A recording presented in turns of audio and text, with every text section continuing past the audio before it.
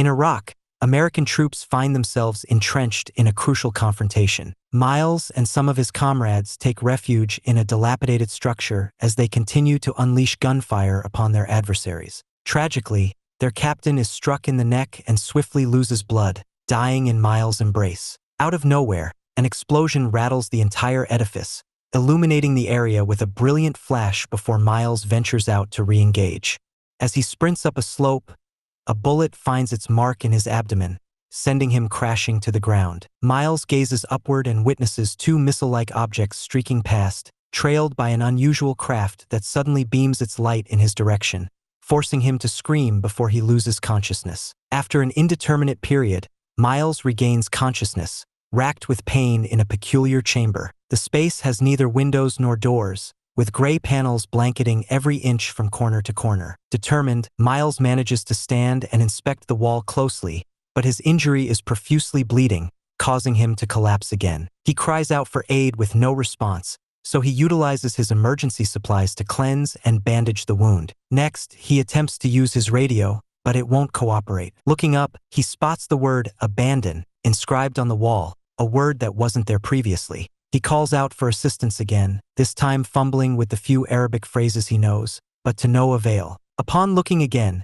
the wall now bears the phrase "abandon all," and the floor displays "save the sinner's soul." With another glance, he sees that the phrase has transformed into "abandon all hope." Feeling increasingly dizzy, Miles removes his backpack and clothing, realizing the temperature in the room is rapidly rising. Sweat pours off his body as he panics, pounding on the wall and pleading to be freed. His sweat boils upon contact with the ground, and he begins to wonder if he is actually deceased, gradually losing his sanity and spiraling into paranoia to the extent of brandishing his weapon to shoot at the walls. Eventually, the heat becomes unbearable, and he collapses to the ground, screaming in excruciating pain before blacking out. Later, when Miles regains consciousness again, the temperature has returned to normal. He hastily reaches for his flask to quench his thirst, only for the room to commence spinning at that instant. Miles is tossed around with his belongings, sustaining injuries each time he collides with the whirling walls. This chaotic ordeal persists for several minutes, and when it finally ceases, Miles observes that the chamber has shifted positions, as the words are now situated differently. To his astonishment, some of his belongings adhere to the ceiling. Initially, Miles panics, convinced that he is dreaming. As he calms down, he tries the radio once more, and after a prolonged silence, he hears a woman's voice, though the call is abruptly cut short. Convinced that the room is distorting the signal, he remembers that he also possesses a cell phone, now affixed to the ceiling. Unable to recall the number, he utilizes his binoculars to examine the sticker and meticulously carves the number into the floor with his knife. Unexpectedly, the phone begins to ring, and Miles attempts a leap to grasp it, only to aggravate his wound. Next, he hurls a shoe, but instead of connecting with the phone, it too becomes lodged on the ceiling. Just then, frost begins to creep over the walls, prompting Miles to quickly don any accessible clothing prior to curling into a fetal position as the frost starts to envelop his face. Moments later, the frost vanishes as swiftly as it appeared, leaving Miles with fingers tinted purple. He rubs his body in search of warmth and hears the phone ring once more, prompting him to give it a scornful gesture. Suddenly, an alarm blares, and the room begins to spin again, causing the phone to plummet. As Miles is painfully hurled around yet again, he makes a determined effort to seize the phone and successfully grabs it just before the spinning concludes. Now able to access his helmet again, he retrieves a picture of his wife and daughter to safeguard in his pocket, followed by swallowing some gum he had stashed prior to battle. Next, he examines the call log on the phone and dials the number that had reached out to him. Initially, only static fills the air, but soon he can detect a woman's voice. She shares that she has been abducted and is trapped in a rotating room, prompting Miles to inquire about her surroundings. He affirms that she is indeed in a space identical to his. When the woman notes that there are no light sources yet she can still see, Miles comes to the realization that he shares a similar predicament and scrutinizes his own arm. It's as though their bodies serve as the very sources of light. Miles then poses several inquiries to gather more insight about the woman, but she becomes alarmed, suspecting he's part of a con. Frustrated, he snaps at her, clarifying that he's also ensnared and bleeding. The woman weeps and apologizes, agreeing to collaborate. Her name is Damsey, and prior to her abduction, she was traveling on the highway. Miles recalls that his team was close to the highway, prompting Damsey to ask if he was stationed there, which sends Miles into a panic since he never mentioned being a soldier. Damsey reassures her guess is based on his queries and the way he articulates. Suddenly, Damsey falls silent, expressing a grunt of pain instead. In that instant, Miles' tags are unexpectedly retracted, with the chain beginning to constrict him as an unseen force yanks his arms apart, causing him to drop the phone. His body starts levitating as a brilliant light emerges, wrenching his limbs before letting him crash to the ground. On the phone, the sound of Damsey getting dropped is audible too.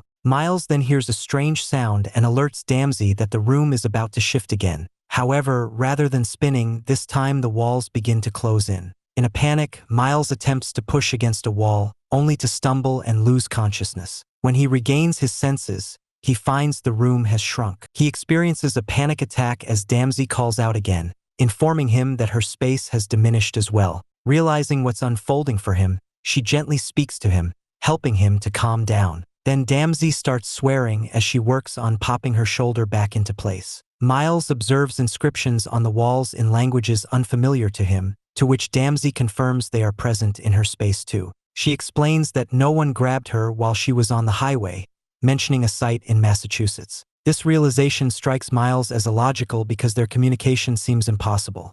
His phone connects to a closed network, and he still believes they are in Iraq. Damsey begins to panic as well, as she notes that orchestrating something like this would require numerous days and asserts that she's only been in this situation for about an hour. She believes she is of no import, struggling to comprehend why someone would abduct her, but before her kidnapping, she witnessed the same phenomena in the sky as Miles. Next, Miles starts shouting through the adjoining walls to see if he is adjacent to Damsey's bunker, but she cannot hear him. He questions how she obtained his number, and she explains it materialized on her ceiling. Suddenly, the phone indicates another incoming call, and Miles instructs Damsey to contact him later before answering it. A man begins speaking in another language, prompting Miles to request English. Though not fluent, the man manages to convey that they cannot succeed because they cannot resolve the equation, so they must perish. Before Miles can seek further clarity, the call disconnects and reverts back to Damsey. He inquires whether she has any knowledge regarding an equation while he tends to his wound bandages, but Damsey sees no such equation. Subsequently, Damsey expresses a desire to establish a certain pattern to understand why they were selected, as she cannot fathom it being mere coincidence. She shares that she is an algebra instructor and engaged to a former soldier. However, her tone lacks enthusiasm as she discusses her fiancé, indicating he's undergone significant changes since returning from combat. In turn, Miles reveals he and his wife are not on great terms currently. Following this, Miles consumes the last of his rations from his backpack while observing the words on the walls. Some inscriptions bear years, ranging from 1951 to 2007. Miles speculates they are attempting to manipulate them with these falsehoods. As for him, it is 1991. Damsey chuckles as she realizes he isn't using a smartphone and mentions concepts like social media and selfies, yet Miles does not grasp her meaning. Suddenly, the room begins to glow, emitting a sound that causes Miles' ears to bleed, but he checks his watch and notes that the room's movements are occurring more frequently.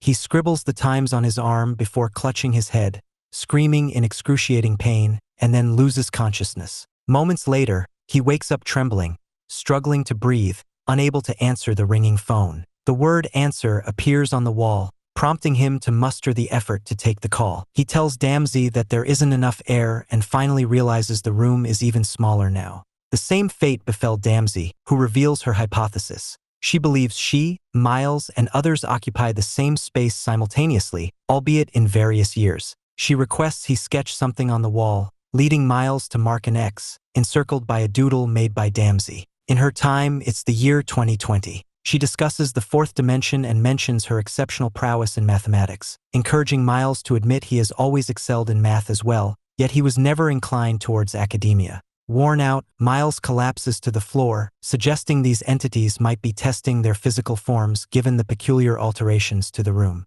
He inquires about the future, feeling disheartened to learn the war persists. Miles refers to it as the sins of the father and reveals that his father fought in Vietnam before passing out.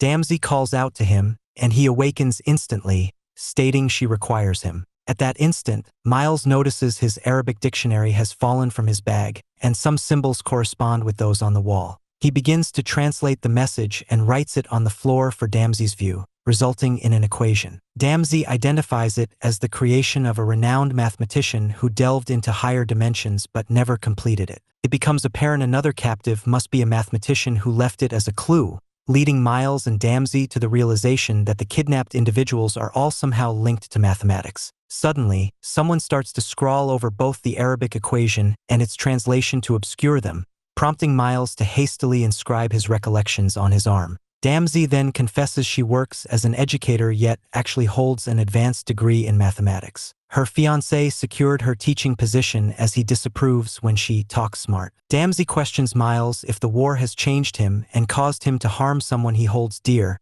to which he clarifies war turns people into beasts. Assuming Damsy's fiancé may be abusive, he shares that his father used to hit his mother, yet he was too young to intervene. On the day he dared to confront his dad, the man threw him onto the pull-out bed and locked it. He was immobilized and gasping, only able to hear his father assaulting his mother. Afterward, Damsy focuses and recalls the equation, so Miles urges her to inscribe it on the wall before another alteration occurs. Damsy struggles as she uses her keys to scratch the wall, which consumes time. At that moment, the room begins to tremble, forcing Miles' hands to the ground. He attempts to remove them but fails, as it seems the gravitational force has increased significantly. Soon, Miles' knees are pulled down too, and the bullet is extracted from his wound just as his face impacts the ground, resulting in more bleeding. In agony, Miles cries out as he endures the intense pull, yet in mere moments, it is over. A trembling Miles reaches for the phone,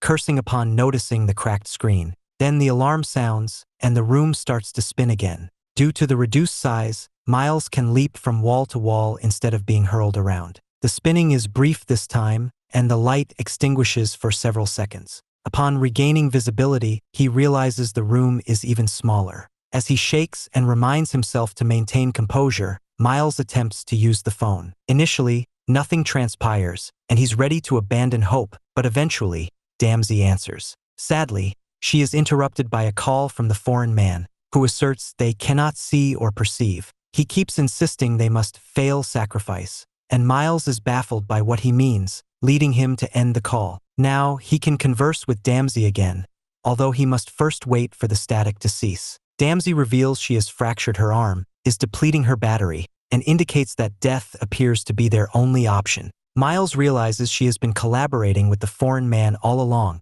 prompting Damsy to finally disclose what she knows. They were captured by a superior species experimenting on human intelligence to assess if they pose a threat. Damsy believes humanity lacks the intellect to combat these aliens, but Miles asserts they can learn to master the room with sufficient concentration. As Damsy reflects on the equation and how the resolution must unlock their escape, the light goes out. In the darkness, Miles can be heard yelling and swearing at the extraterrestrials, disregarding Damsy's efforts to soothe him. Suddenly, he begins to experience flashbacks from his military days and memories of his father abusing his mother, compelling Miles to scream under the mental torment. He writhes on the floor as he reaches for his firearm, but he cannot protect himself from the turmoil within his mind. Eventually, the visions cease and Miles concedes to the aliens that they triumphed, consequently asking them to terminate everything. As he weeps, he prepares his weapon for self-erasure if needed. He confesses he can no longer handle all his emotional scars and questions his father about why he took his mother's life, admitting he is slowly morphing into his dad but wishes to resist it. After reminding himself that he is not his father, Miles lowers the gun and calls Damsy, who is also in tears. She reflects on memories of her fiancé and confesses she bears marks from the abuse he inflicted on her. One day, she mustered the courage to flee and sped down the highway so recklessly that she crashed, which is when the aliens abducted her. Damsy inquires if Miles ever harmed his wife, to which he replies he never did, although he has contemplated it. Appalled, Damsy hangs up. Soon after, a call comes in from the foreign man, reprimanding Miles for attempting to resolve the formula. He argues that they must not emerge victorious, for then humans could become as much of a menace as the aliens. These beings should not perceive Earth as a threat either, or who knows how they might respond. It's preferable to feign innocence as lab rats. Suddenly, an alarm blares, and the room starts to constrict again. Miles tries to halt it to no avail, and soon his body is contorted in an extremely tight space. At that instant, Damsey calls again and poses the same question,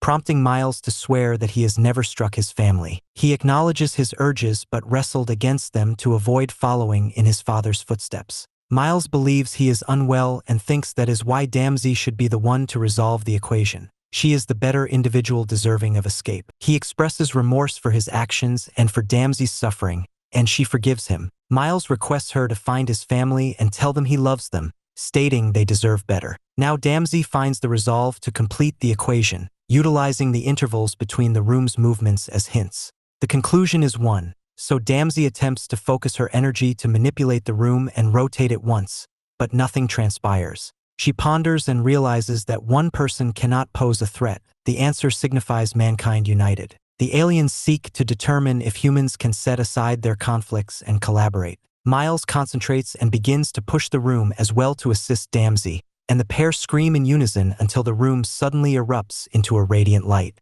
To their astonishment, Damsey and Miles see each other holding hands and floating within the brightness. The wall panels also float nearby, presenting all the other individuals who had been captured. This indicates they have solved the equation and liberated all the victims. Damsey and Miles exchange greetings and share a smile before vanishing in the light. Moments later, Miles reappears in Iraq. He ambles back to his team, only to hear sirens blaring and witness planes soaring overhead. When he finds the American troops, they gaze at something perilous in the sky.